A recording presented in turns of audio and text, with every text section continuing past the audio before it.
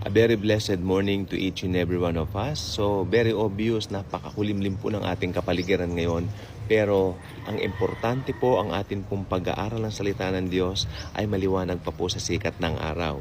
Sapagkat ngayon po, isa pong issue ang aking pong tatalakayin po sa inyo. Tayo po, pag-uusap po tayo.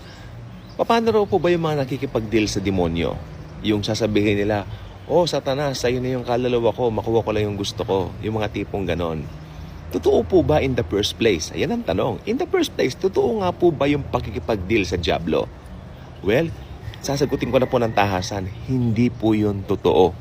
Sabi po ng Biblia, "For all have sinned and fall short of the glory of God." Therefore, lahat ng tao ipinanganak sa kasalanan. Pinanganak na may kasalanan at merong sin nature. At pag may sin nature ang tao, pupunta siya ng impyerno. Ganun po yun. Ang isang taong pinanganak, no, ay isang makasalanan.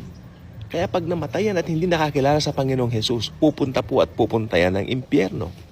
Tapos sasabihin mong makikipag-deal, may mga pinapalabas sa television o sa sinihan, yung mga nakikipag-deal daw sa dyablo, kay Satanas na lang daw yung kaluluwa nila para sila raw ay makatamasa ng mga magandang karangyaan dito sa mundo. Pagkatapos, pagdating ng appointed time, namatay sila, kukunin ng dyablo yung kaluluwa nila. Is that true? Hindi po. Sapagkat kung wala kay Kristo ang isang tao, maski hindi naman siya makipag-deal sa demonyo, pupunta pa rin siya ng impyerno, kay Satanas pa rin ang kaluluwa niya. Kasi nga siya, wala siya kay Kristo eh. So, ang dahilan po ng tao para mapunta sa impyerno, okay, tandaan niyo po yan, ay yung pananatili ng sin nature sa kanyang katawan. Ibig sabihin, hindi niya tinanggap yung inaalok na regalo ng Diyos ng kaligtasan. Kaya pag namatay siya, mapapahamak pa rin siya sa impyerno. Kahit gumagawa siya ng mabuti rito sa mundo.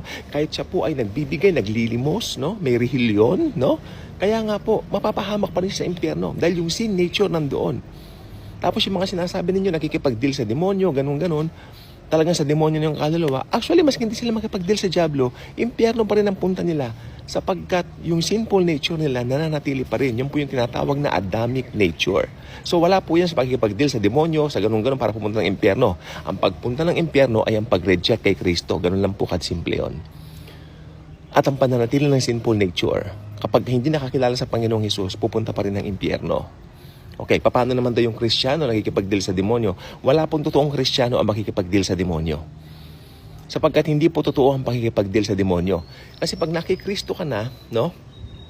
Hinugasan ka na sa kasalanan mo, lahat ng kasalanan mo inalis na sa'yo, may bago kang pagkatao, 2 Korinto 5:17. Sapagkat ang kasalanan po ay taglay ng lahat ng tao. Nakalagay po rito sa Romans 6:23, basahin po natin. Salin po ng NKJV, Romans 6:23, basahin po natin. "For the wages of sin is death, and the gift of God is eternal life in Christ Jesus our Lord."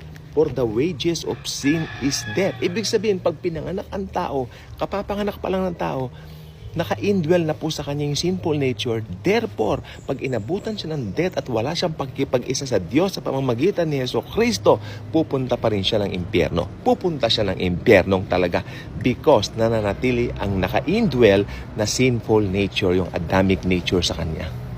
Okay? So, natatawa ko sa mga nagdidil daw sa demonyo, ganun-ganon. Tapos kukunin ng Satanas yung kaluluwa nila sa bandang huli. Pelikula lang po yun. It's not true. There's no such thing as that. Tapos nakikita mo sa mga ibang vlogs dito sa YouTube, nakipag-deal si ganun sa demonyo. Kaya yumaman siya, nakipag-deal sa demonyo.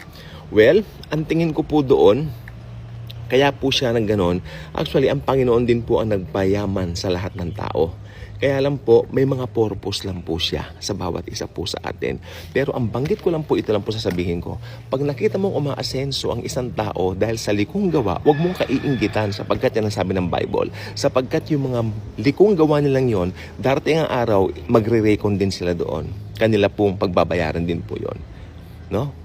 Maaring, pag namatay silang hindi nakakilala, susunugin sila sa impyerno. Pero hindi na po nila kailangan makipag-deal sa demonyo. Sapagkat once na wala kay Kristo, talagang impyerno ang punta ng tao. Okay? So, yun lang pong gusto ko pong sabihin sa umaga nito. Huwag pong matatakot. There's no such thing as pakikipag-deal sa demonyo. Pangalawa pong usapan. Yung Antichrist po ba nandito na raw po ba sa mundo? Well, ako naniniwala po kung matagal na nandito na po siya.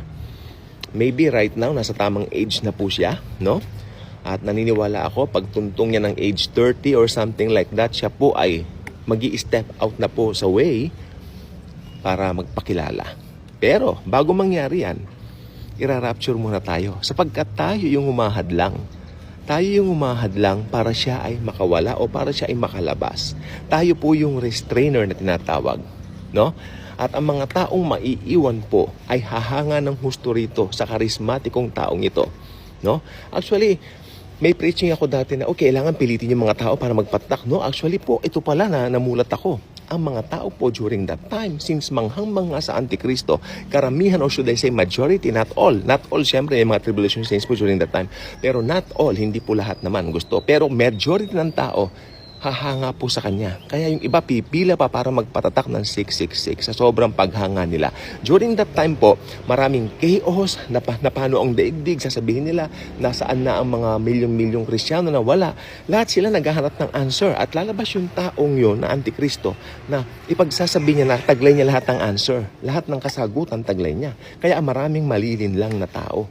No? Maraming hahanga sa kanya. Karismatikong tao po ang Antichrist na ito.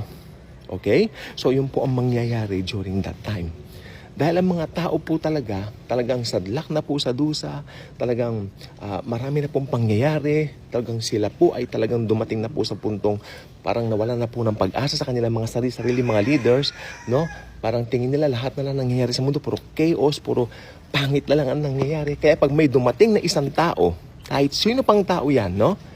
Pag dumating po yan at nagsasabi siyang taglay niya ang solusyon, ang mga tao po desperately tatanggapin nila yan. Kasi ang tao po talaga desperate na po.